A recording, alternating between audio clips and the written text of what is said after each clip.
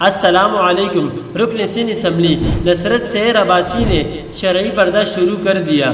سوال یہ ہے کہ نصرت سحر عباسی کون ہے اور ان کی زندگی میں انقلاب کیسے آیا؟ آج کی ویڈیو میں تمام تر تفصیلات شیئر کریں گے۔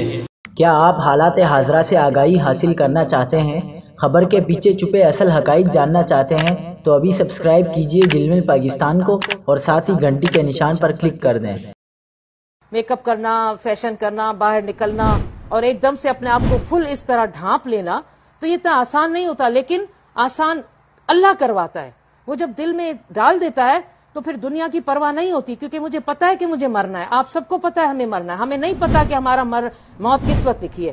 باہر نکلے، ابھی میں آپ سے بات کر رہی ہوں، ہو سکتا ہے میری روح قبض ہو جائے اور میں ہی گر جاؤں، تو آخری وقت جو آپ بات کر رہے ہوں یا کوئی عمل کر رہے ہوں تو میں تو یہ سمجھتی ہوں، آپ فیل کرتی ہوں، آپ کی اپنی مرضی، لیکن میں یہ فیل کر رہی ہوں تو ہو سکتا ہے یہ میرا آخری لمحہ ہے، مجھے نہیں پتا، یہ اللہ تعالیٰ کو پتا ہے، لوح قلم میں اللہ نے لکھ دیا ہے۔ ہاں، دعا کرنی چاہیے اللہ تعالیٰ ہمیں لمبی زندگی دے۔ معروف سیاسی خاتون رہنما نصرت سحر عباسی نے بقیہ زندگی پاپردہ رہنے کا فیصلہ کیا ہے۔ انہوں نے ویڈیو پیغام کے ذریعے شرعی پردے پر وضاحت بھی پیش کی ہے۔ نصرت سحر عباسی نے ویڈیو پیغام میں کہا ہے کہ اللہ نے مجھے ہدایت دی ہے۔ پہلے فل میک اپ کر کے گھومنا، پھر اس طرح سے پردہ کرنا آسان نہیں ہوتا، لیکن اللہ آسان کرواتا ہے۔ یاد رہے کہ نصرت سحر عباسی JDA کے امیدوار کے طور پر سندھ اسمبلی کا حصہ ہے۔